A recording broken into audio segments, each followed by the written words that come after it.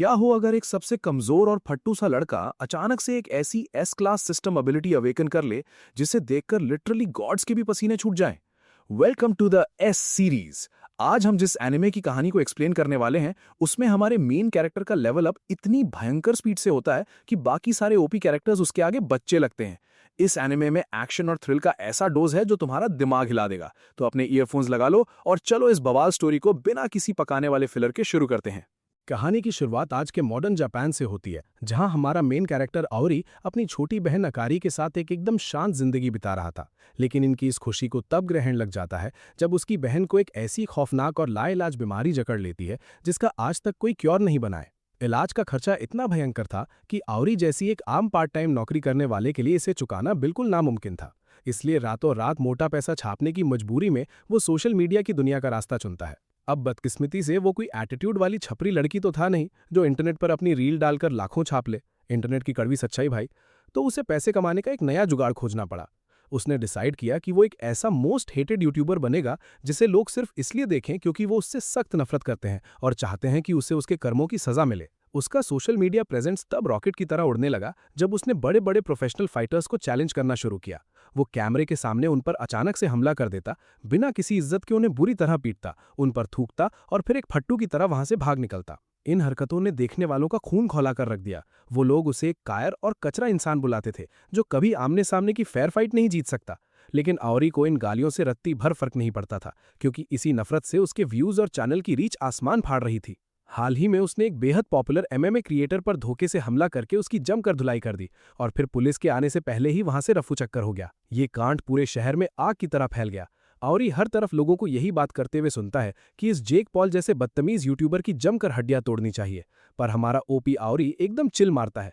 वो अपने फोन में कमेंट्स चेक करता है जहां लोग उसके लिए भयंकर नफरत उगल रहे थे, लेकिन उसे घंटा फर्क नहीं पड़ता। वो बस जोर से हंसता है और अपनी कमाई देखता है जो इस वक्त पूरी तरह से आसमान छू रही थी। कुछ ही देर बाद वो अगले स्टेशन पर उतरता है और उस अस्पताल में जाता है जहां उसकी बहन अकारी पिछले कुछ वक्त से भर्ती थी। वो देखता है कि अकारी चुपचाप अपने फोन को घूर रही है, इसलिए वो उसे लेटकर थोड़ा आराम करने को कहता है।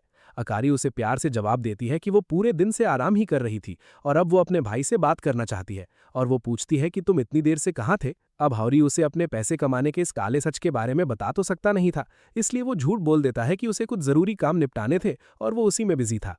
वो उसे मिठाइयों का एक पैकेट पकड़ाता है, लेकिन अकारी बहुत अच्छे से जानती थी कि मीठे के मामले में उसका भाई कितना बड़ा लालची है। वो उससे पूछती है कि उसने आज कितनी मिठाइयाँ खाई हैं। पहले तो आउरी झूठ बोलते हुए कहता है कि उसने सिर्फ 3 खाई हैं, लेकिन अकारी को इतनी आसानी से बेवकूफ़ नहीं बनाया जा सकता था। वो उसे सच उगलने को कहती है, जिस पर आउरी मानता है कि यहाँ आने से पहले वो 6 केक डकार चुका है। अकारी उसे डांटते हुए कहती है कि उसे अपनी सेहत का ज़्यादा ख्याल रखना चाहिए और दिन में बस एक ही मीठी चीज़ खानी चाहिए। फिर वो माँ की तरह पूछने लगती है कि क्या वो ठीक से अपना ध्यान रख भी रहा है या फिर सिर्फ रात भर जाग रहा है और अपने कपड़े तक नहीं धो रहा। थोड़ी देर बाद वो अपना केक खाना शुरू करती है, लेकिन शायद उतना सा केक भी उसके कमजोर शरीर के लिए ज्यादा था और उसे जोर से खांसी आने लगती है। ये देखकर आउरी की जान हलक में आ जाती है और वो घबराकर नर्स को बुलाने भागता है, लेकिन अकारी उसका हाथ पकड़कर रोक लेती है और कहती है कि वो ठीक हो जाएगी। अकारी को खुद समझ नहीं आ रहा था कि उसका शरीर उसका साथ क्यों छोड़ रहा है, लेकिन आउरी उसे हिम्मत ना हारने के लिए कहता है। वो बताता है कि सिर्फ 1 महीने में वो दोनों अमेरिका जा रहे हैं, जहां एक बेहतरीन डॉक्टर उसका इलाज करेगा और उसकी सारी बीमारियां जड़ से खत्म कर देगा। अकारी अभी भी थोड़ी परेशान थी, क्योंकि उसने सुन रखा था कि अमेरिका में एक छोटी सी पट्टी का बिल भी इंसान को सड़क पर ले आता है। पर उसका भाई उसे टेंशन ना लेने को कहता है। वो उसे तसल्ली देता है कि सब कुछ उसके कंट्रोल में है और उसकी तगड़ी कमाई की वजह से पैसों की कोई कमी नहीं होगी। बाद में आउरी अनाथ आश्रम के उन दिनों को याद करता है जब बूढ़े वार्डन सभी अनाथ बच्चों को सिखाते थे कि हालात चाहे कितने भी मुश्किल क्यों ना हो, हमेशा सही रास्ते पर चलना चाहिए। लेकिन आउरी इस सीख के बिल्कुल खिलाफ जा चुका था। अगर मेहनत से अच्छे पैसे कमाने का कोई भी सीधा रास्ता होता तो वो पक्का वही करता, लेकिन बदकिस्मती से उसे कभी किसी अच्छे स्कूल में पढ़ने का मौका नहीं मिला और उसके पास सिर्फ एक ही चीज बची थी, उसका फौलादी शरीर जो लड़ाई झगड़ों में बहुत आगे था। वो सोचता है कि कैसे उसने अनाथालय की सारी शिक्षाओं को तोड़ दिया है, लेकिन अब उसे इन बातों से रत्ती भर फर्क नहीं पड़ता। अगर अकारी की जान बचाने के लिए उसे पूरी दुनिया को आग भी लगानी पड़े तो वो बिना सोचे ऐसा कर देगा। इस बात को 1 महीना बीत चुका था और ये अपने सोशल मीडिया अकाउंट से बिल्कुल गायब था। लोगों में अफवाहें फैल रही थीं कि या तो किसी गुस्से में भरे गुंडे ने उसे हमेशा के लिए शांत कर दिया है या फिर उसने पूरी तरह से संन्यास ले लिया है। लेकिन आउरी असल में जिंदा था और अपने एक कमरे के छोटे से घर में बिल्कुल चिल कर रहा था। वो जनरल स्टोर से लाए गए पुडिंग खा रहा था और फोन पर अकारी से बात करते हुए पूछ रहा था कि क्या उसे भी थोड़ा खाना है। अकारी खुशी से जवाब देती है कि उसे चॉकलेट पुडिंग बहुत पसंद आएगी। इसलिए आउरी वादा करता है कि जब वो अगली बार उससे मिलने आएगा तो अपने साथ पुडिंग जरूर लाएगा। वो अपने जिंदगी से काफी खुश लग रहा था और जल्द ही फोन हाथ में पकड़े हुए गहरी नींद में सो जाता है। रात के वक्त जब वो अच्छे अच्छे सपने देख रहा था, तभी एक जोरदार आवाज से झटके में उसकी नींद खुल जाती है और जैसे ही वो अपनी आंखें खोलता है उसकी रूह कांप उठती है, क्योंकि उसके ठीक ऊपर एक अजीब सा आदमी एक भारी हथौड़े लिए खड़ा था। वो घुसपैठिया बिना सोचे समझे सीधा आउरी पर हथौड़ा दे मारता है, लेकिन अपनी ओपी फुर्ती के दम पर वो सही वक्त पर वहां से हटकर बच जाता है। मार से बच निकलने पर वो हमलावर उसे गुस्से में गाली देता है और लगातार 3 और खतरनाक हमले करता है, लेकिन इस बार उसका निशाना आउरी का फोन था। एक बार फिर आउरी बाल बाल बचते हुए छलांग लगाता है और खुद को बचा लेता है, लेकिन आखिरी मोमेंट में उसका फोन उसके हाथ से छिटक कर नीचे गिर जाता है। बस यही वो पल था जब आउरी का दिमाग ठनकता है। उसे एहसास होता है कि ये अजीब हथौड़े वाला साइको उसके पीछे नहीं बल्कि उसके फोन के पीछे पड़ा है। शुक्र है इससे पहले कि वो आदमी फोन को चकनाचूर कर देता, आउरी फुर्ती से अपना फोन वापस झपट लेता है और अपनी जान बचाकर घर से बाहर भागने लगता है। आउरी ने हमलावर को चकमा देने की उम्मीद में एक अच्छी रोशनी वाले पार्क की तरफ दौड़ लगाई और भागते भागते ही अकारी को मैसेज किया कि उसके घर में एक पागल घुसपैठिया घुस आया है। अकारी खौफ में उसे लगातार मैसेज करती है, उसे वहां से भागने और पुलिस के पास जाने को कहती है, लेकिन भागने या फिर पुलिस को बुलाने की बजाय ये बेवकूफ मौत को सिर पर देखकर भी फोन पर अपनी बहन से चैटिंग कर रहा है। भाई यमराज पीछे हथौड़े लिए दौड़ रहा है और इसे अपनी टाइपिंग स्पीड चेक करनी है। इससे पहले कि आउरी कुछ और समझ पाता, वो हमलावर एक बार फिर उसके बिल्कुल सामने आ धमकता है और उस पर जोरदार वार करता है, लेकिन इस बार भागने की बजाय वो वहीं डटकर खड़े रहने और पलटवार करने का फैसला करता है। वो एक जोरदार किक मारकर उस भारी हथौड़े को ब्लॉक कर देता है, जिसे देखकर हमलावर की भी आंखें फटी रह जाती हैं। फिर आउरी अपना काउंटर अटैक लॉन्च करता है, जिसे वो घुसपैठिया बड़ी आसानी से रोक लेता है। आउरी बिना रुके अपने मुक्कों की बरसात जारी रखता है और बीच में एक तगड़ी किक भी जड़ता है, लेकिन उसके सारे अटैक्स या तो हवा में खाली चले जाते हैं या फिर वो हथौड़े वाला साइकोपैथ उन्हें चुटकियों में रोक लेता है। वो घुसपैठिया एक बार फिर आउरी के हाथों से उसका फोन छीनने की कोशिश करता है और बस इंच भर से चूक जाता है। आउरी का दिमाग सुन्न पड़ चुका था, उसे रत्ती भर भी अंदाजा नहीं था कि आखिर ये पागल इंसान चाहता क्या है।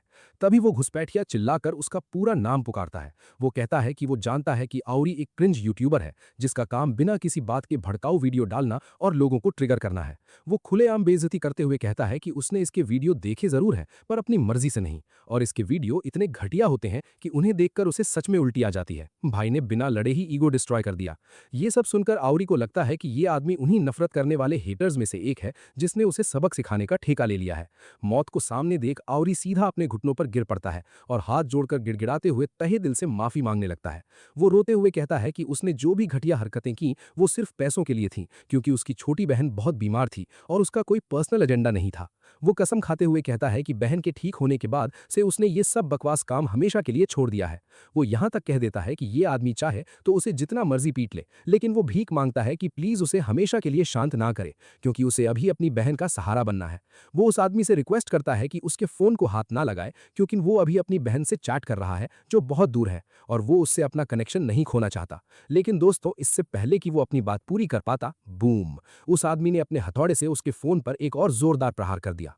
आउरी चीखते हुए उसे पीछे हटने को कहता है। वो फिर कहता है कि तुम मुझे जितना चाहे पीट लो, पर वो रहस्यमयी आदमी जवाब देता है कि उसे आउरी से कोई लेना देना नहीं है। उसका टारगेट तो बस उस फोन को जल्द से जल्द चकनाचूर करना है। अचानक वो घुसपैठिया थोड़ा शांत होता है और एक ऐसा सच बोलता है जो आउरी के पैरों तले जमीन खिसका देता है। वो कहता है कि आउरी किसी पागल की तरह बर्ताव कर रहा है, क्योंकि उसकी बहन को इस दुनिया से गए हुए 1 महीने से ज्यादा का वक्त हो चुका है। आउरी इस भयानक सच को एक्सेप्ट ही नहीं कर पाता। वो चिल्लाता है कि अगर उसकी बहन जा चुकी है तो वो अपने फोन पर लगातार किससे बात कर रहा है।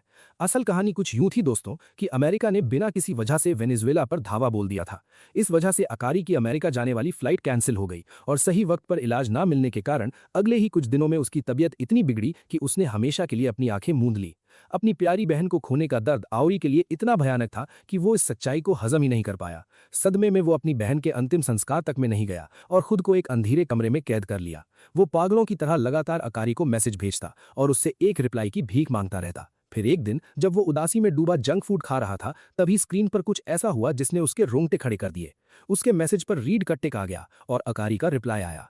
आउरी को अपनी ही आंखों पर यकीन नहीं हो रहा था। उसे लगा ये कोई मजाक है, लेकिन वो टाइप करने वाली बिल्कुल अकारी ही लग रही थी, क्योंकि उसे वो सारे गहरे राज पता थे जो सिर्फ अकारी को पता हो सकते थे। इस घटना ने आउरी को पूरा यकीन दिला दिया कि स्क्रीन के उस पार कोई और नहीं बल्कि उसकी असली अकारी ही है। और उसने दुनिया की कोई भी सच्चाई मानने से साफ इनकार कर दिया। तभी अचानक कहानी में एक खौफनाक ट्विस्ट आता है। उसका फोन ग्लिच करने लगता है और स्क्रीन पर अकारी का वीडियो फीड चालू हो जाता है। उसकी आंखों से लगातार आंसू बह रहे थे और वो रोते हुए पूछ रही थी कि क्या उसका भाई ठीक है। लेकिन इससे पहले कि आवरी अपनी बहन को कोई जवाब दे पाता, वो घुसपैठिया फुर्ती से उसका फोन झपट लेता है और अपने हथौड़े से उस पर जोरदार वार कर देता है। इस बार आवरी उस फोन को बचाने में पूरी तरह से नाकाम रहता है, पर तभी एक चमत्कार होता है। हथौड़े की मार से भी वो फोन टूटता नहीं है, बल्कि अचानक उस डिवाइस के अंदर से एक बेहद खौफनाक और डार्क एनर्जी बाहर निकलने लगती है और देखते ही देखते अकारी उस फोन से निकलकर भौतिक रूप में आवरी के ठीक सामने खड़ी हो जाती है। अपनी बहन को सामने देखकर आवरी को अपनी आंखों पर भरोसा नहीं होता। वो रोते हुए घुटनों पर गिर पड़ता है, लेकिन अगले ही पल अकारी का मासूम चेहरा भयानक तरीके से बिगड़ने लगता है। उसका चेहरा एक खौफनाक राक्षसी मुखौटे में बदल जाता है, उसकी आंखों से लाल रंग बहने लगता है और वो पूरी तरह से एक डरावने मॉन्स्टर में ट्रांसफॉर्म हो जाती है। ये देखकर वो घुसपैठिया तुरंत आवरी को पीछे हटने के लिए चिल्लाता है और कहता है कि ये भयानक चीज अब तुम्हारी बहन नहीं रही। वो आदमी एक्सप्लेन करता है कि आवरी इतने दिनों से जिससे बात कर रहा था वो कोई इंसान नहीं बल्कि एक भूत था। पुराने जमाने में आत्माएं उन जगहों पर फंस जाती थी जहां इंसान अपना सबसे ज्यादा वक्त बिताता या जहां उसका गहरा इमोशनल कनेक्शन होता था, जैसे अस्पताल, बीच या कोई पुराना कमरा। लेकिन आज के मॉडर्न दौर में लोग अपना 90% वक्त अपने फोन पर बिताते हैं, इसलिए जब वो इस दुनिया से जाते हैं तो उनकी आत्मा का एक डार्क हिस्सा हमेशा उनके डिवाइसेस में कैद हो जाता है। आजकल की आत्माएं भी फुल स्क्रीन टाइम मेंटेन कर रही हैं। जब किसी गुजर चुके इंसान के सोशल मीडिया अकाउंट, जिसे डेड अकाउंट कहते हैं, में चेतना आ जाती है तो वो एक घोस्ट अकाउंट बन जाता है और इस वक्त आवरी और वो आदमी बिल्कुल उसी भयानक मुसीबत का सामना कर रहे थे। वो आदमी आगे बताता है कि अब ये बुरी आत्मा समन हो चुकी है तो वो सिर्फ फोन तोड़कर इस खेल को खत्म नहीं कर सकता। अब उनके पास सिर्फ एक ही रास्ता था, इस आत्मा को हमेशा के लिए मिटाना। लेकिन क्योंकि ये एक डिजिटाइज्ड घोस्ट था, इस पर कोई भी नॉर्मल वेपन घंटा असर नहीं करने वाला था। इसे खत्म करने के लिए उन्हें एक स्पेशल स्पिरिचुअल वेपन की जरूरत थी। और तभी वो हथौड़े वाला अपना खुद का फोन निकालता है और बूम, वो उस फोन के अंदर से एक जादुई काला हथौड़ा समन कर लेता है। बिना एक सेकंड गवाए वो उस काले हथौड़े से अकारी के भूत की भयंकर कुटाई करना शुरू कर देता है। अपनी ही बहन को इस तरह पिटते देख आवरी का दिल खून के आंसू रो रहा था। उसे भयंकर दर्द हो रहा था, लेकिन हथौड़े वाला आदमी बहुत ओवर पावर्ड था। वो जल्द ही उस भूत पर पूरी तरह से हावी हो जाता है और उसे फिनिश करने की तैयारी करता है। वो अपना हथौड़ा सीधा आसमान में उछालता है और अगले ही पल उस भूत के ऊपर जादुई हथौड़ों की एक भयंकर बारिश होने लगती है, जो उस शैतानी आत्मा को लगभग चकनाचूर कर देती है। इसके बाद वो उस भूत को पूरी तरह से एक्सरसाइज करने के लिए एकदम रेडी हो जाता है और इस खेल का डी एंड करने के लिए एक ब्रांड न्यू हथौड़ा निकाल लेता है। लेकिन आवरी से ये सब बिल्कुल बर्दाश्त नहीं होता। वो पागलपन में पीछे से उस आदमी को जकड़ लेता है और गिड़गिड़ाने लगता है कि प्लीज उसे जिंदा छोड़ दो। उसे रत्ती भर फर्क नहीं पड़ता कि वो अब एक भूत बन चुकी है। हथौड़े वाला आदमी गुस्से में उसे दूर धकेलता है और चिल्लाकर कहता है कि इस दुनिया में हर किसी के अपने लोग उन्हें छोड़कर जाते हैं, लेकिन पीछे रहने वालों का काम रोना नहीं बल्कि मूव ऑन करना और उनकी लेगेसी को आगे बढ़ाना होता है। लेकिन इस बहसबाजी के चक्कर में उस भूत को रिकवर होने का अच्छा खासा टाइम मिल जाता है। वो पलटवार करते हुए उस हथौड़े वाले को इतनी जोर से दीवार पर पटकती है कि वो वहीं ढेर हो जाता है। उसकी हड्डियां हिल जाती हैं और वो अपनी जगह से रत्ती भर भी नहीं हिल पाता। जमीन पर पड़ा वो आदमी आवरी को तुरंत वहां से भाग जाने के लिए चिल्लाता है, लेकिन भागने की बजाय आवरी मौत की आंखों में देखते हुए अपनी बहन की तरफ बढ़ता है और उसे शांत करने की कोशिश करता है। पर अगले ही पल जो होता है वो आपकी रूह कंपा देगा। वो भूतनी सिर्फ नाम के लिए उसकी बहन थी, अंदर से वो एक खूंखार दानव बन चुकी थी। वो भूतनी आवरी को अपने नुकीले दांतों में जकड़ लेती है और उसे किसी च्युइंगम की तरह चबाने लगती है। मौत को करीब देखकर आवरी अपनी पूरी जिंदगी के बारे में सोचता है और उसे एहसास होता है कि उसी के मोह ने अकारी की आत्मा को इस दुनिया से बांध रखा है और अगर वो यहाँ खत्म हो गया तो उसकी आत्मा अपने आप आज़ाद हो जाएगी। लेकिन तभी उसे कुक्कू की विरासत को आगे बढ़ाने वाली बातें याद आती हैं और वो भूत की पकड़ से छूटकर अपने खून से एक वेपन प्रकट कर लेता है, जिसे देखकर कुक्कू भी चौंक जाता है। आवरी फाइनल क्लैश के लिए तैयार हो जाता है और अपनी ही नीली ज्वाला वाली तलवार से अपनी ही बहन पर वार कर देता है, जिससे वो भूतनी बौखलाकर आवरी को जमीन पर बेहोश कर देती है। थोड़ी देर बाद जिस अकेडमी से कुक्कू आया था वहां से कुछ लोग इन्वेस्टिगेशन करने आते हैं और पूछते हैं कि आवरी ने अपनी बहन के भूत को कैसे शांत किया। कुक्कू ने उन्हें बताया कि आवरी के पास ज्वाला की तलवार है। उनके लीडर ने एटीट्यूड में कहा कि ये कोई बड़ी बात नहीं है, लेकिन तभी कुक्कू ने खुलासा किया कि उसकी तलवार असल में नीली थी। ये सुनकर वो सब सन्न रह गए और लीडर ने तुरंत कहा कि वो आवरी को अपने साथ मीडन अकेडमी ले जा रहे हैं, जहां उसका सर्वाइव करना, सीखना या खत्म हो जाना सिर्फ उस पर निर्भर करेगा। अगली सुबह जब आवरी की नींद खुली तो उसने खुद को एक अजीब से कमरे में पाया, जिसे उसने कोई महंगा होटल समझ लिया। उसे पिछली रात की कोई घटना ठीक से याद नहीं थी और उसे लगा कि उसने एक बहुत बुरा सपना देखा था जिसमें उसकी बहन इस दुनिया से चली गई और भूत बन गई। फिर अचानक एक हथौड़े वाला आदमी आया और अंत में उसे अपनी स्पेशल एबिलिटीज से अपनी बहन के भूत को हराना पड़ा। उस भयानक सपने के खत्म होने पर उसने गहरी राहत की सांस ली, लेकिन जैसे ही वो पीछे मुड़ा, उसने देखा कि वही हथौड़े वाला आदमी उसके ठीक पीछे आराम से चाय सुड़क रहा है। आउरी ने घबराकर पूछा कि वो कहाँ है और क्या वे दोनों एक ही बिस्तर पर सोए थे। भाई को अलग ही टेंशन हो रही है।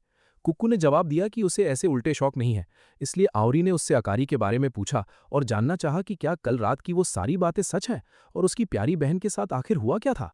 कुक्कू इस बात का कोई जवाब नहीं देता, जो अपने आप में एक बड़ा जवाब था। वो सीधे आउरी का फोन उसे वापस पकड़ा देता है और आउरी तुरंत अपनी बहन का अकाउंट ढूंढता है, लेकिन पाता है कि उस नाम का कोई अकाउंट अब है ही नहीं। कुक्कू उसे बताता है कि मृत व्यक्ति के सोशल मीडिया अकाउंट पर भूत का कब्जा होने पर ही ऐसे डेड अकाउंट बन जाते हैं, इसलिए जब उस भूत को शांत कर दिया जाता है तो वैसे अकाउंट हमेशा के लिए गायब हो जाते हैं। आउरी का दिल टूट जाता है और वो पूछता है कि क्या वो अपनी बहन से फिर कभी बात नहीं कर पाएगा। कुक्कू बेरुखी से कहता है कि ये तो सबको पता है कि गुजर चुके लोग बात नहीं कर सकते। कुक्कू को हैरानी होती है जब आउरी इस बात को बड़ी सहजता से लेता है और झूठी मुस्कान के साथ कहता है कि उसकी बहन चली गई तो कोई बात नहीं, क्योंकि बीमारी तो उसे छोड़ने वाली नहीं थी। वो कहता है कि उसने अपनी बहन से वादा किया था कि वो अपना ख्याल रखेगा, इसलिए उसे अब ऐसा करना शुरू कर देना चाहिए, क्योंकि जो चीज़ अब बदली नहीं जा सकती उसके लिए रोने का कोई फायदा नहीं है। कुक्कू जवाब देता है कि ये साफ है कि आउरी सिर्फ अपना दर्द छिपाने का दिखावा कर रहा है, और अंत में वो अपना इंट्रोडक्शन कुक्कू के रूप में देता है। वो कमरे से बाहर निकलने लगता है और आउरी को अपने पीछे आने को कहता है। वे दोनों जल्द ही बाहर निकलते हैं और आउरी को लगता है कि वे किसी बहुत ही महंगे और 5 स्टार रेस्टोरेंट में आ गए हैं, लेकिन कुक्कू जवाब देता है कि वे मेडन एकेडमी में है, जो एक्सोसिस्ट्स का एक सीक्रेट स्कूल है। आउरी को विश्वास नहीं होता कि ये शानदार जगह वास्तव में एक स्कूल है, और वो कहता है कि जिस कमरे में वे सोए थे वो किसी होटल के हनीमून स्वीट जैसा दिखता था। लेकिन कुक्कू जवाब देता है कि ये उसी का पर्सनल कमरा था, क्योंकि स्कूल के सभी स्टूडेंट्स कैंपस के अंदर ही रहते हैं। वो बताता है कि स्कूल को जानबूझकर गर्म पानी के झरनों वाले होटल जैसा डिजाइन किया गया था, ताकि इस बात पर जोर दिया जा सके कि यहाँ के स्टूडेंट्स दुनिया को बुराई से साफ करते हैं। जब वो कैंपस से गुजर रहा था तभी एक गोरे बालों वाला लड़का कुक्कू के पास से गुजरा और पिछली रात बाल बाल बचने को लेकर उसका भयंकर मजाक उड़ाने लगा, लेकिन कुक्कू ने उसे पूरी तरह नजरअंदाज कर दिया और शांति से आगे बढ़ गया। सुनहरे बालों वाला लड़का अपने दोस्तों के ग्रुप के पास जाता है, जहां वे नए मेंबर के बारे में गॉसिप करने लगते हैं और बताते हैं कि वो एक भड़काऊ यूट्यूबर है। ग्रुप में से एक बंदा कहता है कि उसे ऐसे क्रिंज यूट्यूबर्स सबसे ज्यादा नापसंद है, क्योंकि वे जेक पॉल की तरह ही दिमाग खराब करने वाले होते हैं। लेकिन नीले बालों वाली लड़की को आउरी पहली नजर में पसंद आ जाता है, क्योंकि उसे लगता है कि वो बंदा काफी अट्रैक्टिव दिखता है। कुक्कू आउरी को स्कूल का पूरा टूर कराता है, कैंटीन से लेकर दुकानों, रिसेप्शन और यहाँ तक कि हॉट स्प्रिंग तक। लेकिन आउरी को यकीन नहीं होता कि ये कोई स्कूल है, और वो सोचता रहता है कि ये सब एक मजाक है और ये सिर्फ एक होटल है। हॉट स्प्रिंग के पास पहुंचते ही आउरी को एहसास होता है कि उसके घाव बहुत तेजी से हील हो रहे हैं और झरने का सुकून भरा वातावरण उसके शरीर को आराम पहुंचाने लगता है, जिससे वो डर जाता है, क्योंकि अगर उसने अपना कंट्रोल खोया तो वो अपने बहन की याद में फूट फूट कर रोने लगेगा। उस सुकून से बाहर आने के लिए वो तुरंत अपने चेहरे पर ठंडा पानी छिड़कने लगता है, जबकि कुक्कू सोचता है कि उनका लीडर आखिर कहाँ है। उनके होश तब उड़ जाते हैं जब जाकी नाम का लीडर अचानक पानी के बीच से बिल्कुल बिना कपड़ों के बाहर निकल आता है। वो पूरे कॉन्फिडेंस के साथ दावा करता है कि वो एक भिक्षु है और यहाँ टीचर भी है, और फिर वो उसी हालत में आउरी से हाथ मिलाता है। कमरे में वापस आने के बाद जाकी के सिवाय सभी ढंग के कपड़े पहन लेते हैं। जाकी बस तौलिए में लिपटा हुआ आराम से लेटा रहता है, जबकि कुक्कू फ्रस्ट्रेट होकर जाकी से कहता है कि उसने ऑर्डर के मुताबिक आउरी को कैंपस घुमा दिया है और क्या अब वो यहाँ से जा सकता है। जाकी कुक्कू से कहता है कि इसे बोझ न समझे और इसे एंजॉय करे, लेकिन कुक्कू चिढ़कर कहता है कि उसे लगता है कि ये पिछली रात की गलती की सजा मिल रही है, क्योंकि वो भी बाकी लोगों की तरह भड़काऊ यूट्यूबर्स से नफरत करता है। जाकी उसकी बातों को इग्नोर कर देता है और आउरी की ओर मुड़कर सीधे आउरी से पूछता है कि क्या अब वो स्कूल में एडमिशन लेने और एक एक्सोर्सिस्ट बनने के लिए तैयार है। शुरुआत में आउरी थोड़ा सुन रह जाता है, लेकिन फिर उसे लगता है कि ये कोई भद्दा प्रैंक है और वो जाकी के साथ जोर जोर से हंसने लगता है। वहीं कुकू चिढ़कर पूछता है कि क्या जाकी उसके जख्मों पर नमक छिड़कने की कोशिश कर रहा है। जाकी कुकू को शांत करते हुए कहता है कि वो आउरी को पूरे सम्मान के साथ इनवाइट कर रहा है, क्योंकि पिछली रात ही उसने अपनी एबिलिटीज को अवेकन किया है और वो इस स्कूल के लिए एक बड़ा एसेट साबित हो सकता है। आउरी इन सब पावर्स की बातों से पूरी तरह कंफ्यूज था, इसलिए जाकी उसे एक्सप्लेन करना शुरू करता है।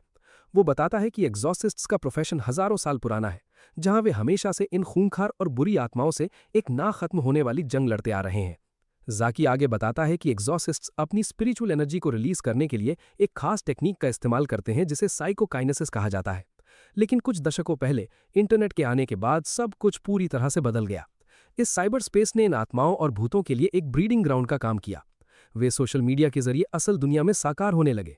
इस बात ने एग्जॉर्सिस्ट्स के बीच तहलका मचा दिया, क्योंकि उनकी सैकड़ों सालों की पुरानी टेक्निक्स इन गोस्ट अकाउंट्स के सामने पूरी तरह बेअसर साबित हो रही थीं। अब जाकी ये सब सीरियस होकर एक्सप्लेन कर ही रहा था कि आउरी फैसला करता है कि उसे इन सब फालतू बातों से कोई लेना देना नहीं है। वो अंगड़ाई लेता है, कमरे से बाहर जाने लगता है और अपने फोन में गूगल मैप्स चेक करने लगता है कि घर लौटने से पहले वो यहाँ कौन सी बढ़िया साइट सीइंग वाली जगह घूम सकता है। जाकी तुरंत उसे रोकता है और पूछता है कि वो दुम दबाकर क्यों भाग रहा है। क्या उसे अपनी खुद की क्षमताओं और कल रात हुए उस अजीब हादसे के बारे में जानने की कोई क्यूरियोसिटी नहीं है? आउरी दो टोक जवाब देता है कि उसे सच में कुछ नहीं जानना है और ना ही उसे इन भूतों और एग्जॉर्सिस्ट्स के ड्रामे में कोई दिलचस्पी है। वो कहता है कि उसे बस अपनी नॉर्मल जिंदगी में वापस लौटना है, एक आम सी डे जॉब करनी है, रोज अच्छा खाना खाना है और हो सके तो वक्त पर चैन की नींद सोनी है। वो ये भी साफ कर देता है कि वो अपना यूट्यूब चैनल कभी भी दोबारा शुरू नहीं करेगा। उसने वो सारा रेज बेटिंग का ड्रामा सिर्फ इसलिए किया था ताकि वो इतने पैसे कमा सके जिससे अपनी बीमार बहन के ट्रीटमेंट में मदद कर सके। लेकिन अब उसकी बहन इस दुनिया में नहीं रही, इसलिए अब उसके पास अपना चैनल वापस रिवाइव करने या सोशल मीडिया पर दोबारा अपनी शक्ल दिखाने का कोई मकसद नहीं बचा है। वो भारी मन से कहता है कि वो अंदर से पूरी तरह खोखला हो चुका है और अब बस अपनी बोबा टी पीते हुए कुछ वक्त खुद के साथ अकेले बिताना चाहता है। इतना कहकर वो वहां से जाने लगता है, लेकिन जाकी तेजी से उसके पास पहुंचता है और एक ऐसा सवाल दागता है जो सब कुछ बदल देता है। क्या तुम ये नहीं जानना चाहते कि असल में तुम्हारी बहन के साथ क्या हुआ है और उसकी मौत का असली जिम्मेदार कौन है? ये सुनते ही आउरी का ध्यान पूरी तरह उसकी तरफ खिंच जाता है और वो झटके से जाकी की तरफ मुड़ता है। जाकी एक हल्की सी मुस्कान के साथ कहता है कि उसकी बहन की मौत सिर्फ उसकी मेडिकल कंडीशन की वजह से नहीं हुई थी, क्योंकि वो तो कई महीनों से एकदम स्टेबल थी। वो बताता है कि असल में उसकी बहन का मर्डर एक बेहद पावरफुल गोस्ट अकाउंट ने किया था। ये सच सुनते ही आउरी का चेहरा गुस्से और दर्द से काला पड़ जाता है। उसे अपनी बहन की वो आखिरी पुकार याद आने लगती है जब वो अपने डेथ बेड पर तड़पते हुए बिना सांस लिए पाए आउरी से मदद की भीख मांग रही थी। जाकी दावा करता है कि जिस गोस्ट अकाउंट ने उसकी बहन की जान ली है वो हमेशा उन लोगों को अपना शिकार बनाता है जिनका इस दुनिया से बहुत गहरा लगाव होता है, और जब भी उसके शिकार मरते हैं तो उनकी आंखों से हमेशा खून के आंसू बहते हैं, बिल्कुल वैसा ही जैसा उसकी बहन के साथ हुआ था। गुस्से में उबलते हुए आउरी पूछता है कि वो राक्षस इस वक्त कहाँ है। जाकी उसे ताना मारते हुए कहता है, अगर तुझे पता चल भी गया तो तू कर क्या लेगा? आउरी आंखों में मौत का गुस्सा लिए कहता है कि वो उस गोस्ट अकाउंट को बेरहमी से अपने हाथों से खत्म कर देगा, लेकिन जाकी बस हंसता है और उसे रोस्ट करते हुए कहता है कि तू कुछ नहीं उखाड़ सकता क्योंकि तू अभी बहुत कमजोर है। भाई की सरेआम ईगो की धज्जियां उड़ा दी। ये सुनकर आउरी का पारा साथ में आसमान पर पहुंच जाता है। वो अपनी पूरी ताकत से जाकी के चेहरे की तरफ एक जोरदार मुक्का मारता है, लेकिन ऐन मौके पर कुकू बीच में आकर उस अटैक को रोक लेता है। आउरी कुकू पर चिल्लाता है कि अभी के अभी मेरे रास्ते से हट जा, क्योंकि वो इस बेवकूफ सन्यासी टीचर को बुरी तरह पीटने वाला है, जिसे लगता है कि वो उसके बारे में सब कुछ जानता है। कुकू बड़ी ही कैजुअल टोन में जवाब देता है कि भले ही एक बेवकूफ टीचर है, लेकिन है तो उसका टीचर ही। फाइनली जाकी उन सभी को शांत होने को कहता है और एक डील रखता है कि अगर आउरी अपने करंट पावर लेवल के साथ कुकू को हराने में कामयाब हो गया तो जाकी उसकी ताकत को मान लेगा और उस गोस्ट अकाउंट के बारे में सब कुछ बता देगा जिसने उसकी बहन की जान ली थी। कुकू इस चैलेंज को सुनकर सुपर एक्साइटेड हो जाता है, क्योंकि उसे काफी टाइम से इस रेज बेटिंग यूट्यूबर को कूटने की खुजली मची थी। वो एक डेविलिश स्माइल के साथ अपने फोन से अपना भारी भरकम हथौड़ा निकाल लेता है। लेकिन आउरी को इन सब फालतू बातों से कोई फर्क नहीं पड़ता और वो एक बार फिर सीधा जाकी की तरफ झपकता है। लेकिन जाकी बड़ी ही फुर्ती से उसे डॉज कर लेता है और वहां से भागते हुए चिल्लाता है कि भाई तेरी फाइट कुकू के साथ है, मेरे साथ नहीं। वहीं आउरी पागलों की तरह उसका पीछा करते हुए चीखता है कि वो यहाँ उसके इन बकवास गेम्स के लिए नहीं आया है, क्योंकि इस पूरी दुनिया में वो जिससे सबसे ज्यादा प्यार करता था उसे बेरहमी से मार दिया गया है। इससे पहले कि वो जाकी को पकड़ पाता, कुकू पीछे से उसकी पीठ पर एक जोरदार प्रहार करता है, जिससे आउरी धड़ाम से जमीन पर गिर पड़ता है। कुकू उसे अपना मुंह बंद रखने को कहता है और ताना मारता है कि उसकी ये छोटी सी दुख भरी कहानी उसे कोई स्पेशल नहीं बनाती, क्योंकि इस एकेडमी में हर दूसरे बंदे की यही कहानी है। कुकू को समझ आ जाता है कि आउरी इतनी आसानी से उसके साथ नहीं लड़ेगा, इसलिए वो एक रेज बैटर को ही रेज बैट करने का मास्टर स्ट्रोक खेलता है। वो एक नीच कमेंट पास करता है कि तुझे हथौने से पीटने में कल रात तेरी बहन को पीटने से भी ज्यादा मजा आ रहा है। लो भाई, कुकू ने तो सीधा इसके ईगो पर ही हथौड़ा मार दिया। बस इतना सुनना था कि आउरी का खून खौल उठता है। वो तुरंत अपने पैरों पर खड़ा होता है और जाकी से कहता है कि इस हथौड़े वाले बेवकूफ की चटनी बनाने के बाद वो उससे सारी डिटेल्स उगलवा लेगा। इतना कहकर आउरी पलक झपकते ही कुकू की तरफ डैश करता है और उसे अपनी कोहनी से मारने की कोशिश करता है, लेकिन कुकू अपने हथौड़े से उस अटैक को ब्लॉक कर लेता है और उसे पीछे धकेल देता है। इस हाई वोल्टेज ड्रामे को देखकर वहां से गुजरने वाले सारे स्टूडेंट्स अट्रैक्ट हो जाते हैं और इस फाइट का अंजाम देखने के लिए वहीं रुक जाते हैं। आउरी तुरंत एक और पंच जड़ने के लिए आगे झपटता है, लेकिन कुकू उसे डॉज कर लेता है और उसके बाद आउरी के लगातार आ रहे स्ट्रेट पंचेस को भी आसानी से चकमा दे देता है। कियो, जो कि एक गॉथ लड़की है, कहती है कि ये बिल्कुल किसी के ड्रामा जैसा फील हो रहा है, जहां उसे मजबूरन एक रेज बैटर और एक हथौड़े वाले छपरी को देखना पड़ रहा है जो खुद को बहुत कूल समझता है। दीदी को हर जगह ड्रामा ही दिखता है। वहीं कठपुतली स्टूडेंट कहती है कि भाई रोज रोज किसी रेज बैट यूट्यूबर को ऐसे रियल लाइफ में लड़ते हुए देखने का मौका कहाँ मिलता है। रेन भी आउरी की इन एबिलिटीज से काफी इंप्रेस था, क्योंकि कुकू के खिलाफ इस तरह की हाथापाई में टिक पाना हर किसी के बस की बात नहीं है। सिर्फ ईमो ही वो इकलौता बंदा था जो इस फाइट को रोकना चाहता था, क्योंकि उसे पता था कि इसका अंजाम बिल्कुल भी अच्छा नहीं होगा। फाइट में वापस आए तो कुकू आउरी पर एक और जोरदार हैमर स्लैम मारता है, लेकिन आउरी भी कोई कच्चा खिलाड़ी नहीं था। वो अपने ब्लॉक से उस डैमेज को सोख लेता है, लेकिन उसे एहसास हो जाता है कि ये अटैक्स बहुत ज्यादा पावरफुल हैं और एक छोटी सी गलती इस फाइट में उसका गेम ओवर कर सकती है। आउरी थोड़ा पीछे हटने और दूरी बनाने के लिए डॉज करने का फैसला करता है, लेकिन तभी कुकू अपना हथौड़ा फेंकता है जो सीधा आउरी के मुंह पर जाकर लगता है। इस तबाही का शोर बाकी टीचर्स का ध्यान भी अपनी तरफ खींच लेता है। वो सब वहां इकट्ठा होने लगते हैं और यहाँ तक कि खुद प्रिंसिपल भी वहां आ धमकती हैं ये देखने के लिए कि आखिर ये सारा तमाशा क्या है। एक टीचर प्रिंसिपल से कहता है कि उन्हें तुरंत इस फाइट को रोकना चाहिए और आउरी को इस अकेडमी से बाहर निकाल फेंकना चाहिए, क्योंकि उसकी रिपोर्ट के हिसाब से उसका ट्रैक रिकॉर्ड बिल्कुल भी अच्छा नहीं है। लेकिन प्रिंसिपल उसे अपनी बकवास बंद करके चुपचाप तमाशा देखने को कहती हैं। प्रिंसिपल मैडम को भी बिग बॉस देखने का पूरा शौक है। कुकू आउरी से कहता है कि एक रेज बैटर की इस तरह से कुटाई करने में उसे परम आनंद आ रहा है। आउरी फिर से चिल्लाते हुए कहता है कि उसने वो सब सिर्फ अपनी बहन को बचाने के लिए किया था, लेकिन कुकू को उसकी किसी भी बात पर रत्ती भर भी यकीन नहीं होता। वो आउरी के चेहरे पर एक जोरदार प्रहार करता है।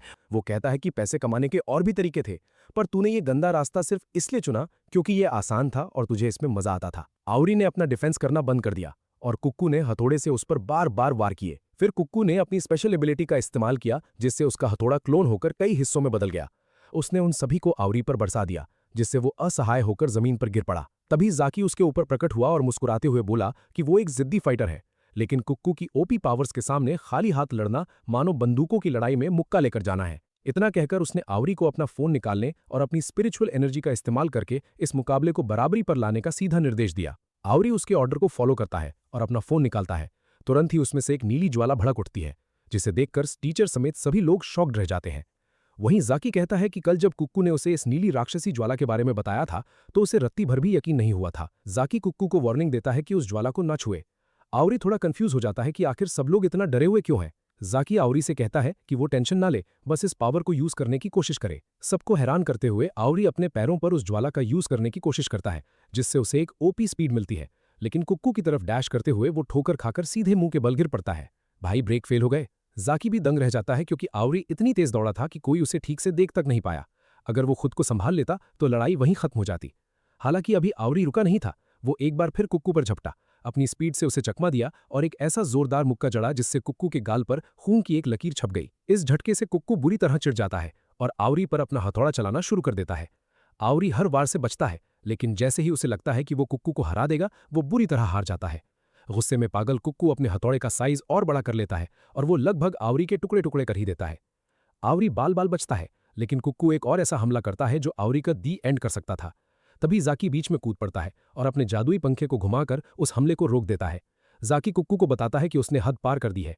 इतना कहकर वो आउरी की ओर मुड़ता है और उसे इतना गुस्सा दिलाने के लिए माफी मांगता है। आउरी भी तुरंत माफी मांगता है और जाकी से विनती करता है कि उसे अकेडमी में ले ताकि वो अपनी बहन के कातिल को ढूंढ सके। आउरी की आंखों से अपनी बहन के लिए सच्चे आंसू बहते देख जाकी मुस्कुरा उठता है और उसे मेडन अकेडमी में ऑफिशियली एडमिशन दे देता है। इसके तुरंत बाद जाकी आउरी को उसकी मनचाही चीज देता है। वो उसे एग्जॉर्सिस्ट की एक टीम का पुराना फुटेज दिखाता है जो एक भूत को खत्म करने के मिशन पर गए थे। वीडियो में कोने में एक लाश देखकर वो बुरी तरह घबरा जाते हैं।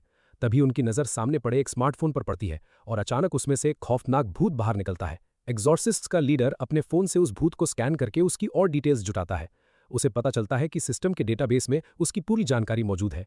हालांकि वो इन्फॉर्मेशन देखते ही वो गंजा एग्जॉर्सिस्ट अपनी टीम को तुरंत अपनी जान बचाकर भागने का ऑर्डर देता है। बदकिस्मती से वो भूत उन्हें ऐसा करने का एक मौका तक नहीं देता और पलक झपकते ही अपनी धधकती हुई नीली ज्वाला से उन सबको हमेशा के लिए शांत कर देता है। जाकी आउरी को बताता है कि इस घोस्ट अकाउंट का नाम सैड बॉय के है और वे नहीं जानते कि जब ये असली इंसान था तब ये कौन था। हालांकि उन्हें बस इतना पता है कि वो एक ओपी दानव है और एग्जॉर्सिस्ट का सबसे बड़ा दुश्मन है। लेकिन सबसे शॉकिंग बात यह है कि इसी घोस्ट अकाउंट ने आउरी की बहन को बेरहमी से मारा था। आउरी ये खौफनाक सच सुनकर चौंक जाता है और उससे भी ज्यादा तब हैरान होता है जब उसे पता चलता है कि वो भूत भी बिल्कुल उसी की तरह नीली ज्वालाओं का इस्तेमाल करता है। जाकी उसे बताता है कि सैड बॉय के की इस पावर को डीमन फ्लेम कहा जाता है। ये एक शापित शक्ति है जो जिसे भी छूती है उसकी पूरी जीवन शक्ति निचोड़ लेती है। आउरी उन पीड़ितों के चेहरे और उनकी आंखों से बहते खून के आंसू देखता है, जो बिल्कुल अकारी के साथ भी हुआ था। वो जाकी से पूछता है कि उसके पास वही सेम पावर कैसे हो सकती है जो उस कातिल के पास है जिसने उसकी बहन की जान ली। जाकी कहता है कि उसे भी इस बारे में कोई आइडिया नहीं है और इससे आउरी के मन में और भी सवाल उठने लगते हैं। वो घबरा जाता है कि उसने कुक्कू के खिलाफ इतनी घातक एबिलिटी का इस्तेमाल किया। जाकी हंसते हुए कहता है, शुक्र मनाओ कि कोई मरा नहीं। आउरी फिर पूछता है कि जब वो खुद जानलेवा लपटों से घिरा होता है तो सुरक्षित कैसे रहता है। इस पर जाकी पूछता है, क्या कभी कोई सांप अपने ही जहर से मरा है। ये सब कुछ एक साथ हजम करना आउरी के लिए बहुत मुश्किल था। वो जाकी से कहता है कि उसे घर जाकर कुछ दिन आराम करने और अपनी इस नई जिंदगी को समझने के लिए थोड़ा टाइम चाहिए। हालांकि तभी कुक्कू और क्लास 1B के बाकी स्टूडेंट्स वहां आ धमकते हैं और उससे कहते हैं कि उसका यहां से जाना अब बिल्कुल इम्पॉसिबल है। जाकी मुस्कुराते हुए उन सभी को आउरी से अपने स्टूडेंट्स के रूप में इंट्रोड्यूस कराता है और सभी से अपने नए क्लासमेट के साथ थोड़ा अच्छे से पेश आने की रिक्वेस्ट करता है। लेकिन कुक्कू तुरंत उसे चढ़ाने लगता है और कहता है कि कोई भी ऐसे डेंजरस लड़के का क्लासमेट नहीं बनना चाहता जिसकी ज्वालाएं आसानी से जान ले सकती हैं, पर उन्हें उस पर नजर रखनी होगी ताकि वो विलन न बन जाए। कुक्कू पूरी सिचुएशन को बकवास कहता है। तभी रेन नाम का एक गोरा लड़का कुक्कू को साइड धकेल देता है और आउरी से अपना इंट्रोडक्शन कराता है। वो आउरी से कहता है कि कुक्कू की बातों पर ज्यादा ध्यान ना दे क्योंकि उसे जानने के बाद वो वास्तव में एक अच्छा लड़का है। इसके बाद हाजिमे नाम की एक बोलने वाली गुड़िया आगे आती है और आउरी को बताती है कि कुक्कू इसलिए पागल है क्योंकि उसने आप पर हमला किया था। एनाबेल की इस कजिन को देखकर आउरी घबरा जाता है, लेकिन वो उसे बताती है कि वो गेम्स की लाइव स्ट्रीम करती है और उन्हें कभी साथ में कोलैब करना चाहिए। रेन तुरंत आउरी से सेल्फी के लिए तैयार होने को कहता है, जबकि उसके बाकी क्लासमेट्स इन अतरंगी लोगों को अपनी केओटिक जिंदगी जीते हुए देखते रहते हैं। इसके बाद जाकी आउरी से कहता है कि उसे एक फुल फ्लेज्ड एग्जॉर्सिस्ट बनने से पहले एक और टेस्ट पास करना होगा। वो ट्रेनिंग रूम में ले जाता है जहां उसकी कॉम्बैट पावर्स को नापने के लिए एक सुनहरा यंत्र तैयार रखा था। जाकी आउरी से कहता है कि यदि वो ये टेस्ट पास कर लेता है तो उसे एग्जॉर्सिस्ट के रूप में बैटल ग्राउंड में भेज दिया जाएगा और जल्द ही उसकी मुलाकात सैड बॉय के से हो जाएगी। अपनी बहन के कातिल का सामना करने के ख्याल से आउरी पूरे जोश से भर जाता है और जाकी को टेस्ट शुरू करने के लिए कहता है। जाकी एक बटन दबाता है और सुनहरे लैंप से 2 गुलाबी जिन बाहर निकल आते हैं। जाकी उसे सचेत करता है कि ये आर्टिफिशियल स्पिरिट्स हैं जिनका इस्तेमाल एक्सोसिस्ट्स को ट्रेनिंग देने के लिए किया जाता है और इस टेस्ट को पास करने के लिए आउरी को ऐसी 100 आत्माओं को धूल चटाना होगा। वो उसे इन आत्माओं को कम आंकने की गलती ना करने की वार्निंग देता है, लेकिन हमारे आउरी भाई तो पूरे जोश में थे। वो अपने फोन से अपनी नीली ज्वाला वाली खतरनाक तलवार समन करता है और एक झटके में सामने आई पहली आत्मा का काम तमाम कर देता है। पर तभी अचानक जाकी टेस्ट बीच में ही रोक देता है। आउरी हैरान होकर पूछता है कि उसने ट्रेनिंग क्यों रोकी, लेकिन उसे अगले ही पल जवाब मिल जाता है। अचानक उसका सिर चकराने लगता है और वो अपना बैलेंस खो देता है। जाकी उसे अपने फोन की बैटरी चेक करने के लिए कहता है क्योंकि वो उसकी स्पिरिचुअल पावर से सीधे कनेक्टेड है। स्क्रीन पर बैटरी 0% शो हो रही थी, मतलब आउरी ने अपनी पूरी ताकत एक झटके में फूंक दी थी और अब वो एक डेड फोन की तरह पूरी तरह यूजलेस हो चुका है। ये सब देखते ही आउरी बेहोश होकर गिर जाता है। जब उसकी आंखें खुलती हैं तो वो देखता है कि सब लोग बड़े मजे से ट्रेडिशनल जापानीज खाना खा रहे हैं। जाकी उसे बताता है कि कुक्कू के साथ उस भयंकर फाइट के बाद वो पहले ही थका हुआ था और ये ट्रेनिंग टेस्ट सिर्फ इसलिए रखा गया था ताकि उसे पता चल सके कि पावर खत्म होने पर कैसा फील होता है। आउरी को बात तो समझ आती है, लेकिन वो इस बात से हैरान था कि इतनी जल्दी खाने का टाइम कैसे हो गया, जबकि उसे लगा था वो कुछ ही मिनट बेहोश रहा है। जाकी उसे डरावना सच बताता है कि बैटरी खत्म होने के बाद वो पूरे 5 घंटे तक बेहोश रहा था और जरा सोचो, अगर वो किसी असली मिशन पर होता तो इस दौरान तो उसकी जान ही चली जाती और अगर वो बच भी जाता तो उसकी ये कमजोरी पूरी टीम को भारी पड़ती। आउरी को एहसास होता है कि उसे अभी बहुत लंबी ट्रेनिंग की जरूरत है, लेकिन जाकी उसे दिलासा देता है कि इतनी जल्दी हार मत मानो क्योंकि इस शॉर्ट सर्किट ने यह तो दिखा दिया कि उसके पास कितनी भारी पावर है। आउरी अभी भी अपनी हार से निराश था, पर जाकी उसे ताकत वापस पाने के लिए खाना खाने को कहता है। वो उसे वार्निंग देता है कि असली परीक्षा ठीक 1 हफ्ते बाद है और उसके पास सिर्फ एक ही मौका होगा। अगर वो फेल हो गया तो उसे पकड़कर बुरी तरह टॉर्चर किया जाएगा। ये सुनते ही आउरी कांप उठता है। जाकी बताता है कि एकेडमी के बहुत से लोग ये मानते हैं कि उसका कनेक्शन सैड बॉय के साथ है, जिसने अनगिनत एक्सोसिस्ट्स को मौत के घाट उतारा है और वो लोग आउरी से बदला लेने के लिए पागल हो रहे हैं। अगर आउरी एक काबिल एक्सोसिस्ट नहीं बन पाया तो उसे डेंजरस डिक्लेयर करके खत्म कर दिया जाएगा, इसीलिए उसे अपनी जान बचाने के लिए जी जान से मेहनत करनी होगी। इतना कहकर सब अपने कमरों की तरफ निकल जाते हैं। आउरी कुक्कू से पूछता है कि उसका कमरा कहाँ है, तो कुक्कू उसे झाड़ते हुए कहता है कि इतनी बेवकूफ़ी मत करो, वो लोग उसे जैसा खतरनाक इंसान बिना निगरानी के कभी अकेला नहीं छोड़ेंगे। भाई को लगा था उसे कोई वीआईपी रूम मिलेगा, पर उसे तो कुक्कू की निगरानी में रहना है। आउरी को कुक्कू के साथ ही रूम शेयर करना पड़ेगा। कुक्कू तो इससे बिल्कुल भी खुश नहीं है, लेकिन जिम्मेदारी तो लेनी ही थी। अचानक आउरी कुक्कू को एक अजीब और अनसैटिस्फाइड नजरों से देखने लगता है, जिससे कुक्कू को लगता है कि ये लड़का रूम शेयरिंग से नाखुश है। पर तभी आउरी उसके सामने झुक जाता है और उससे हाथ जोड़कर ट्रेनिंग देने की गुजारिश करता है ताकि वो 1 हफ्ते के अंदर अपनी परीक्षा पास कर सके। ये देखकर कुक्कू के मुंह से चाय की पूरी घूंट बाहर आ जाती है। वो हैरान होकर पूछता है कि किस तरह का जिद्दी बंदा अपने दुश्मन के सामने इस तरह झुकता है। आउरी उसे अपनी विनम्रता दिखाते हुए कहता है कि उसके अंदर कोई ईगो नहीं है। वो मानता है कि कुक्कू उससे कहीं ज्यादा ताकतवर है, इसीलिए उसकी मदद की सख्त जरूरत है। कुक्कू उसकी विनम्रता को देखकर दंग रह जाता है और फिर कहता है कि वो तो उसे वैसे भी ट्रेन करने ही वाला था, क्योंकि जाकी ने उसे पहले ही ऑर्डर दे दिया था।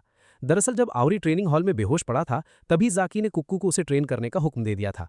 पर कुक्कू इस आइडिया के बिल्कुल खिलाफ था, क्योंकि वो दिल से उन लोगों से नफरत करता है जो बिना बात के दूसरों का गुस्सा भड़काते हैं, और लोकी यानी कि आउरी तो उन लोगों में से है जो कुक्कू को बिल्कुल पसंद नहीं। लेकिन जाकी ने उसे समझाया कि ये सिर्फ आउरी के लिए ही नहीं बल्कि खुद कुकू के लिए भी बेस्ट रहेगा, और हार मानकर कुकू ने ये ऑर्डर एक्सेप्ट कर लिया था। अब जब वो दोनों एक नए नवेले कपल की तरह साथ में ब्रश कर रहे होते हैं, हाँ भाई हॉस्टल लाइफ के मजे, तो कुकू मन ही मन मनाता है कि काश आउरी एक डरपोक निकले और टेस्ट से डर कर यहां से भाग जाए। अगले दिन आउरी उन पिंक जिनों को दोबारा चैलेंज करता है, लेकिन उसकी बैटरी बहुत तेजी से ड्रेन होने लगती है। कुकू उसे टोकते हुए कहता है कि वो शुरुआत से ही अपनी फुल पावर का इस्तेमाल कर रहा है, उसे अपनी शक्ति को कंट्रोल करना सीखना होगा। आउरी को कोई आइडिया नहीं था कि ये कैसे करना है। तब कुकू उसे समझाता है कि अपने दिमाग में कुछ ऐसा इमेजिन कर जैसे तो किसी लाइटर की लौ कम कर रहा हो या कैंप फायर बुझा रहा हो, लेकिन अगर वो कुछ ज़्यादा यूनिक और पर्सनल इमेजिन करेगा तो ये ट्रिक और भी बेटर काम करेगी। आउरी से ऐसा कुछ इमेजिन नहीं हो पाता और आखिरकार 35 ट्रेनिंग स्पिरिट्स को हराने के बाद वो धड़ाम से गिरकर बेहोश हो जाता है। अगले दिन रेन, हाजिमे और वो दूसरा गोरे बालों वाला लड़का आउरी की प्रोग्रेस देखने का फैसला करते हैं।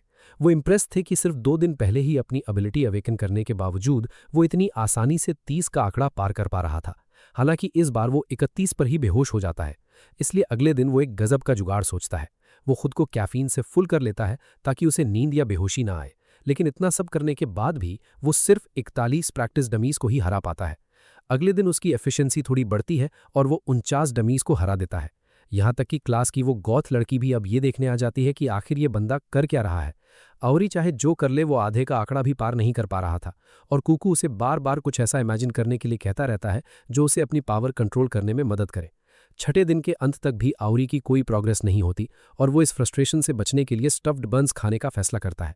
कुकू उस पर भड़कता है कि कल उसका इतना बड़ा टेस्ट है और वो इतना केयर फ्री कैसे हो सकता है, क्योंकि जाकी मजाक नहीं कर रहा था जब उसने कहा था कि अगर वो फेल हुआ तो यहाँ के लोग उसे तड़पा तड़पा कर उसका गेम ओवर कर देंगे। कुकू अपने लुक्स को फ्लॉन्ट करते हुए आउरी को डराता है कि जब यहाँ के लोग उससे निपटेंगे तो उसकी सिर्फ हड्डियां ही बचेंगी। ये बात सुनकर आउरी को अचानक कुछ याद आता है। वो कहता है कि उसे तुरंत घर जाना होगा। कुकू को लगता है कि ये बंदा मेन इवेंट से ठीक पहले डरपोक मुर्गे की तरह दुम दबाकर भागने वाला है, लेकिन आउरी को सिर्फ इस बात की टेंशन थी कि जब कुकू ने उस पर हमला किया था तो उसके कमरे का दरवाज़ा खुला रह गया था और उसकी बहन अकारी की तस्वीरें और निशानियां वैसे ही खुले में पड़ी हैं। उसे डर था कि कोई सिरफिला उन्हें चुराने की कोशिश कर सकता है, लेकिन कुकू को लगता है कि ये सिर्फ भागने का एक बहाना है। आउरी उसे साफ साफ कह देता है कि वो कहीं भागने वाला नहीं है, क्योंकि उसकी जिंदगी का इकलौता मकसद अपनी बहन के लिए इंसाफ लेना है। अगले दिन उसके फाइनल टेस्ट का वक्त आ जाता है और स्कूल के सभी लोग इस नज़ारे को देखने के लिए इकट्ठा हो चुके हैं। जो टीचर्स आउरी की एबिलिटीज़ की वजह से उससे नफरत करते थे, उन्हें पूरा यकीन था कि वो फेल हो जाएगा और वो उसे हमेशा के लिए रास्ते से हटा देंगे। वो अपने चेहरे पर एक शातिर मुस्कान के साथ टेस्ट शुरू करते हैं। आउरी अपनी फ्लेम स्वॉर्ड से आर्टिफिशियल स्पिरिट्स को तेज़ी से हराना शुरू करता है, लेकिन वो अभी भी अपनी पावर को कंट्रोल नहीं कर पा रहा था। 30 स्पिरिट्स को हराने से पहले ही उसकी बैटरी 30% ड्रॉप हो जाती है। उसके क्लासमेट्स उसे अपना बेस्ट देने के लिए चीयर करते हैं, तभी कुकू के अंदर का कीड़ा जाग उठता है और आउरी को जलील करना शुरू कर देता है। वो उसे एक फालतू रेज बेटर कहता है जो सिर्फ बड़ी बड़ी बातें बनाता है, लेकिन असल में उसके बस का कुछ नहीं है। उसके क्लासमेट्स कुकू पर भड़क जाते हैं और पूछते हैं कि वो ये क्या बकवास कर रहा है, लेकिन कुकू के चेहरे पर एक घमंडी स्माइल होती है और वो एक प्रोफेशनल रेज बेटर को ही रेज बेट करने में लगा रहता है। भाई ने लोहे को लोहे से काटने वाली निंजा टेक्निक लगा दी। जल्द ही आउरी से नफरत करने वाले लोग भी इस बहती गंगा में हाथ धोने लगते हैं और उस पर जोर जोर से चिल्लाने लगते हैं। वो उसे ताने मारते हैं कि जल्दी से फेल हो जाओ और तमाशा खत्म करो, लेकिन आउरी उनकी गालियां सुनते हुए भी लगातार आर्टिफिशियल स्पिरिट्स को हराता रहता है। ये सब सुनकर उसे वो समय याद आ जाता है जब उसने पहली बार रेज बेट कंटेंट बनाना शुरू किया था और उस वक्त मिलने वाले नेगेटिव कमेंट्स ने उसे अंदर तक डरा दिया था। उसने हार मानने का सोच लिया था, लेकिन जब भी वो अपनी बहन को खून खांसते हुए देखता तो उसे एहसास होता कि इस दुनिया में इससे ज़्यादा डरावना कुछ नहीं है।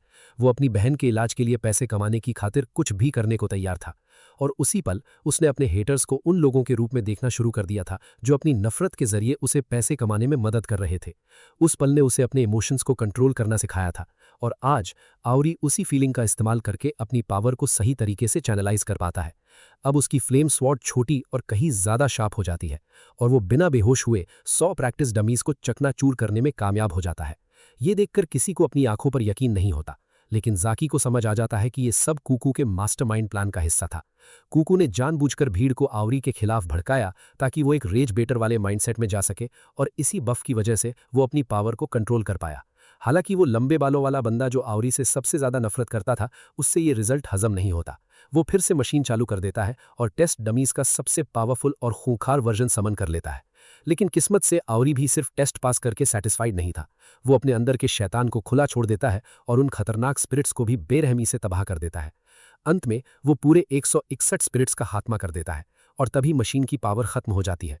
हर कोई सन्न रह जाता है क्योंकि आवरी ने अभी अभी एक टेस्ट में सबसे ज्यादा स्पिरिट्स को हराने का रिकॉर्ड तोड़ दिया था। वहीं जाकी आवरी को कूकू के साथ पैर करने के लिए मन ही मन अपनी पीठ थपथपाता है। अगले दिन आवरी ऑफिशियली अपना स्कूल शुरू करता है और ये जानकर उसे जोर का झटका लगता है कि उन्हें यहाँ नॉर्मल बच्चों वाले बोरिंग सब्जेक्ट्स भी पढ़ने पड़ेंगे। क्लास खत्म होने के बाद रेन उससे कहता है कि अगर कभी कोई प्रॉब्लम हो तो बेझिझक मदद मांग लेना, और इतना बोलकर वो तुरंत एक सेल्फी खींचने में लग जाता है। हाजिमे अगली सेल्फी के लिए वहां धमकती है और गोरे बालों वाले लड़के ईमो को भी फ्रेम में आने के लिए कहती है, जबकि ईमो उन्हें समझाता है कि वो कैमरे के सामने शर्मीला है। आवरी सोचने लगता है कि आखिर इन सब के पास कौन कौन सी एबिलिटीज होंगी। हाजिमे कहती है कि उसे खुशी है कि आवरी को किसी ने टॉर्चर नहीं किया। आवरी मुस्कुराकर कहता है कि ये सब कूकू की बदौलत है। वो कूकू को अच्छे से थैंक्स बोलने के लिए पीछे मुड़ता है। लेकिन कल आवरी को बर्ज़र्क मोड में तबाही मचाते देखने के बाद से ही कूकू बुरी तरह भड़का हुआ था। वो आवरी पर इल्जाम लगाता है कि तू भी एक रेज बैटर है, जिसकी पावर तभी काम करती है जब लोग उस पर गुस्सा करते हैं। आवरी सफाई देते हुए कहता है कि ऐसा कुछ नहीं है, लेकिन तभी वो गॉथ लड़की यूरू उन दोनों को अपना मुंह बंद रखने को कहती है। वो कहती है कि जिनके पास भी ऑफेंसिव एबिलिटीज होती है उनकी पर्सनैलिटी एकदम रद्दी होती है, और कुकू भी उसी कैटेगरी में आता है। कुकू इस बात से भयानक ऑफेंड हो जाता है कि यूरू ने उसे और आवरी को एक ही थाली का चट्टा बट्टा बता दिया। वो उसे अपनी बात वापस लेने को कहता है और दोनों एक दूसरे को दफा हो जाने के लिए कोसने लगते हैं। ठीक उसी वक्त जाकी वहां आता है और बताता है कि उसके पास उनके लिए एक नया मिशन है, और इसी मिशन के साथ वो आवरी का भी श्री गणेश करवाने वाला है। फिर जाकी सोचता है कि आवरी के साथ किसे भेजा जाए, क्योंकि एग्जॉर्सिज्म का सारा गेम ही टीम वर्क का है। और जैसे ही उसकी नजर कुकू और यूरू पर पड़ती है, जो अभी भी आपस में बिल्लियों की तरह लड़ रहे थे, उसे उन दोनों को एक ही टीम में डालने का धांसू आइडिया आ जाता है। उसी रात आवरी, कुकू और यूरू को एक वैन में मिशन पर भेज दिया जाता है, जहां वे जल्द ही एक कैमरा स्टूडियो जैसी जगह पर पहुंचते हैं। वे अभी सोच ही रहे होते हैं कि आखिर वे यहाँ क्या करने आए हैं, तभी अचानक एक गोरे बालों वाला आदमी उनके पीछे से आता है और बातें करना शुरू कर देता है। वो आवरी से कहता है कि यही वो जगह है जहां उन्हें अपना काम शुरू करना है, और पूछता है कि क्या उसे इन टेक हब्स के बारे में कुछ भी पता है। आवरी कंफ्यूज होकर पूछता है कि भाई तुम हो कौन? तभी वो गोरे बालों वाला आदमी खुलासा करता है कि वो कोई और नहीं बल्कि खुद जाकी है, जो भेष बदल कर आया था। चूंकि वो अपने सन्यासी वाले कपड़ों में कुछ ज्यादा ही अलग दिखता था, इसलिए उसने ये रूप लिया था। इसके बाद वो बस उन्हें मिशन के बारे में समझाना शुरू ही करने वाला था कि तभी अचानक 3 जवान लड़कियों का एक ग्रुप जाकी के पास आता है और उसे हैंडसम बुलाने लगता है। जाकी थोड़ा हैरान और ओवरवेल्म्ड हो जाता है जब वो लड़कियां उसका नंबर मांगने लगती हैं और उसे डिनर डेट पर चलने का ऑफर देती हैं। जाकी हकलाते हुए कहने की कोशिश करता है कि वो एक सन्यासी है जिसने दुनिया की सभी मोह माया त्याग दी है, लेकिन लगता है सन्यासी का भी ईमान डोल गया, क्योंकि लड़कियों की बड़ी और अट्रैक्टिव पर्सनैलिटीज को देखकर वो पूरी तरह पिघल जाता है। लड़कियां उसे अपने साथ डिनर पर ले जाने में कामयाब हो जाती हैं, और शायद बाद में कुछ कार्डियो के लिए भी। बाबा जी की तो निकल पड़ी, और इधर हमारे लौंडे मिशन के नाम पर मच्छर मार रहे हैं। आवरी मन ही मन सोचता है कि कैसे दुनिया में कुछ लोग यहाँ प्यास से तड़प रहे हैं, जबकि कुछ किस्मत वालों को सीधे हिमालय की नदी में डूबने का मौका मिल रहा है। जाकी के साथ आई वो हॉट सेक्रेटरी, जिसका नाम कीको था, समझ जाती है कि अब उसे ही सब कुछ संभालना पड़ेगा। वो स्टूडेंट्स से कहती है कि अब मेरी बात कान खोलकर सुनो। वो बताती है कि उन्हें करीब 1 घंटे पहले इस बिग कैमरा बिल्डिंग से स्पिरिट्स के सिग्नल्स मिलने शुरू हुए थे, जहां एक कस्टमर बुरी तरह घायल हो गया था। कीको का दावा है कि शायद उनका सामना यहाँ घोस्ट अकाउंट्स के एक पूरे ग्रुप से होने वाला है। ये सुनकर आवरी कंफ्यूज हो जाता है और पूछता है कि क्या ये डेड अकाउंट्स मधुमक्खियों की तरह झुंड में घूमते हैं। लेकिन कुकू उसे समझाता है कि घोस्ट अकाउंट्स डिजिटल बीइंग्स होते हैं, जिसका मतलब है कि उन्हें समय समय पर खुद को रिचार्ज करना पड़ता है, वरना उनका अस्तित्व ही मिट जाएगा। यही वजह है कि इलेक्ट्रॉनिक स्टोर्स अपने आप ही पैरानॉर्मल एक्टिविटी के हॉटस्पॉट बन जाते हैं। इससे पहले कि आवरी इस सारी इन्फॉर्मेशन को अपने दिमाग में प्रोसेस कर पाता, यूरो बीच में बोल पड़ती है और गुस्से में एक बार फिर डिमांड करती है कि उसे इन 2 लूजर्स के साथ एक ही टीम में क्यों डाला गया है। उसका कहना था कि ये सीधे सीधे उस पर एक पर्सनल अटैक जैसा फील हो रहा है। कुकू को उसके ताने से कोई खास फर्क नहीं पड़ता, लेकिन आवरी खुद को डिफेंड करते हुए कहता है कि कुकू भले ही अजीब हो, लेकिन वो खुद एकदम नॉर्मल इंसान है और कुकू जैसा बिल्कुल नहीं है। यूरू उसे चुप कराते हुए कहती है कि नॉर्मल लड़के तबाही मचाते वक्त पागलों की तरह हंसते नहीं है। फिर वो अपने फोन में देखने लगती है, क्योंकि उसे याद आता है कि उसका फेवरेट स्ट्रीमर जल्द ही स्ट्रीम शुरू करने वाला है। अगर उसने उसे ढेर सारे सुपर चैट्स नहीं भेजे तो वो स्ट्रीमर उसे भूल जाएगा। यूरू का ये बिहेवियर देखकर आवरी कंफ्यूज हो जाता है, क्योंकि उसे अपने स्ट्रीमर से ज्यादा इस मिशन पर फोकस करना चाहिए था। यूरू उसे अपना मुंह बंद रखने को कहती है क्योंकि वो कभी एक एग्जॉसिस्ट बनना ही नहीं चाहती थी। लेकिन कीको उसकी बात काटते हुए उन सभी को सिर्फ मिशन पर फोकस करने का ऑर्डर देती है। वो उन्हें बताती है कि उनका मिशन इस बिल्डिंग के अंदर मौजूद सभी स्पिरिट्स का खात्मा करना है। वो ये भी इन्फॉर्म करती है कि उन्होंने पहले ही सभी कस्टमर्स और एम्प्लॉयज को वहां से निकाल लिया है, इसीलिए वो कोई प्रॉब्लम नहीं होगी। इसके अलावा उनके डेटा के अकॉर्डिंग अभी बिल्डिंग के अंदर सिर्फ लो लेवल अकाउंट्स ही मौजूद हैं, इसीलिए उन्हें निपटाने में कोई खास दिक्कत नहीं आनी चाहिए। लेकिन वो उन्हें हर समय अलर्ट रहने और अपनी पीठ पीछे नजर रखने की चेतावनी देती है। जल्द ही वे स्टोर के अंदर एंट्री लेते हैं, जो पूरी तरह से सुनसान पड़ा था। आउरी को काफी अजीब फील हो रहा था क्योंकि उसने आज तक कोई इलेक्ट्रॉनिक स्टोर इतना खाली नहीं देखा था। लेकिन यूरू उसे जल्दी चलने को कहती है क्योंकि वो इस फालतू के ड्रामे को जल्द से जल्द खत्म करके अपने घर वापस जाना चाहती है। आउरी को थोड़ी घबराहट और बेचैनी हो रही थी, इसीलिए वो यूरू से कहता है कि वो थोड़ी केयरफुल रहे और चीजों को इतना हल्के में ना ले। लेकिन इससे पहले कि वो अपनी बात पूरी कर पाता, यूरू के ठीक पीछे एक भूत प्रकट होता है और उसे छूने की कोशिश करता है।